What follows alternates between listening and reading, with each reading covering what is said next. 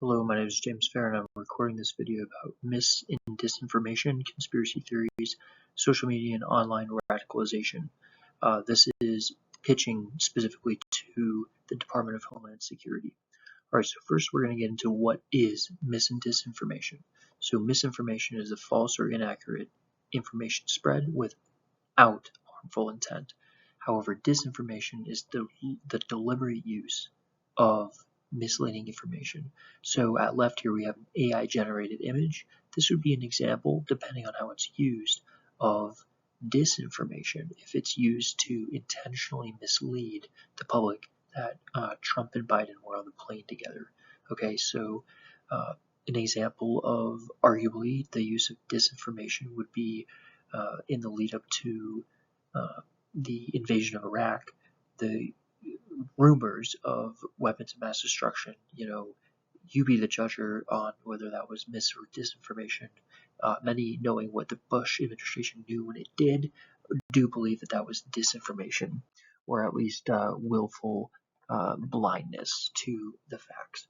Okay, so we're first going to look into how truth decay happens. Okay, truth decay is a key element in any uh, piece of mis or disinformation, and it does play really strongly into social media biases and misinformation. Okay, so the erosion of trust over time is the number one theme when it comes to truth decay. What this looks like is over time skepticism builds in our institutions.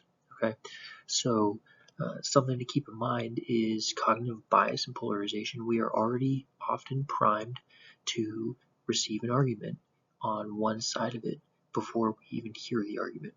And when we hear a line of thinking that is consistent with what we expect or want to hear, that's something that can lead to believing in facts that break down quickly and propagating those facts, hence truth decay. I'll just highlight another one here.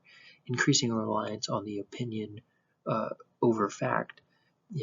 Orwell talked about the importance of understanding uncomfortable facts and coming to know them and coming to believe in them. And truth decay happens, as we see in 1984, when the opposite occurs. Online radicalization techniques. Okay, so we were asked in class to look at the ISIS-like radicalization that happens for domestic terrorists today. So Maggie Hassan really drilled in, and I kind of pulled out some techniques that are involved in how both ISIS and domestic terrorists are able to effectively recruit online and radicalize. Okay, another good source here would be Radical by Majid Nawaz, who has since reformed but talks very eloquently about how he became radicalized. And the number one thing that I pulled out from Majid was the emotional manipulation, often leveraging the emotional or uncomfortable soft spots in the psyche of often young men. Okay, gamification less so, but certainly echo chambers. If that's all you're hearing in today's media, you're going to become radicalized.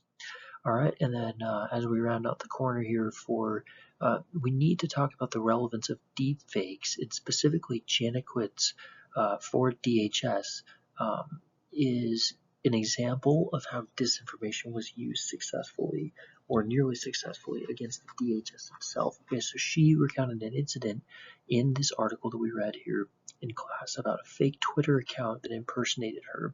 The impersonation caused confusion and made it seem as if she, from an official capacity, was speaking out of turn when she indeed wasn't. So the personal experience underscored the importance of vigilance. As Thomas Jefferson says, vigilance is the eternal cost of liberty, or the price of liberty. And she has since gone on to advocate for stronger strategies to protect individuals and organizations, both in and outside of DHS.